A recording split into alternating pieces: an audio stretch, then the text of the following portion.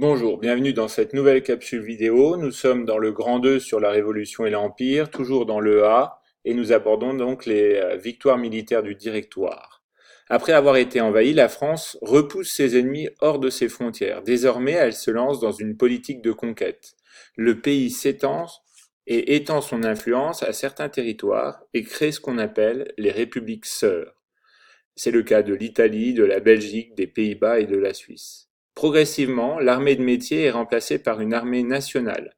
Un service militaire devient obligatoire, c'est ce qu'on appelle la loi Jourdan de 1798.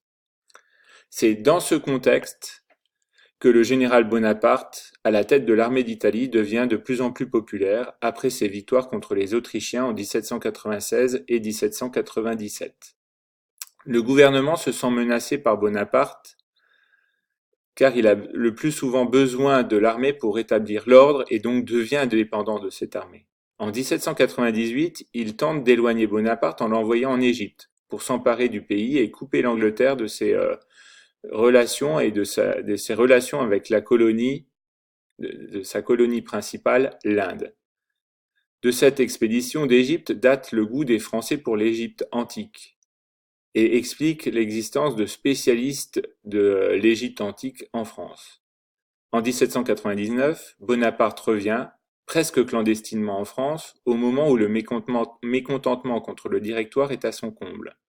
Avec le soutien de l'armée de Paris, il s'empare du pouvoir par un coup d'État le 9 novembre 1799, soit le 18 Brumaire de l'an 7. Il installe un consulat dans lequel il concentre l'essentiel du pouvoir.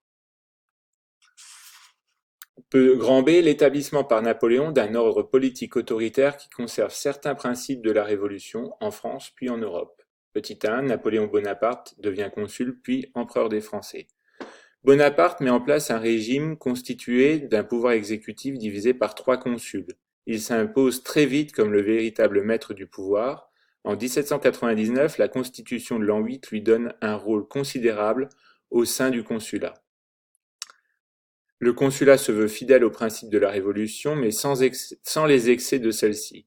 Il impose ou il repose sur le suffrage universel masculin et la séparation des pouvoirs. Le premier consul est prépondérant sur les deux autres. Il concentre le pouvoir exécutif et nomme les membres de l'Assemblée. Il a recours au plébiscite pour gouverner. Le régime est autoritaire, il n'est plus que républicain d'apparence. Le plébiscite, c'est le vote du peuple par oui ou par non à une question posée par un gouvernement. En 1802, il se fait proclamer consul à vie par plébiscite. Et en 1804, il se fait sacrer empereur par le pape Pie VII, il devient Napoléon Ier. Le régime de Napoléon Ier prend un caractère monarchique, il installe une nouvelle dynastie, il se comporte désormais comme un roi. Il organise une cour impériale et reconstitue une noblesse d'empire sans privilèges. Les assemblées perdent toute leur importance. Il instaure en fait rapidement une dictature en s'appuyant sur la police et l'administration.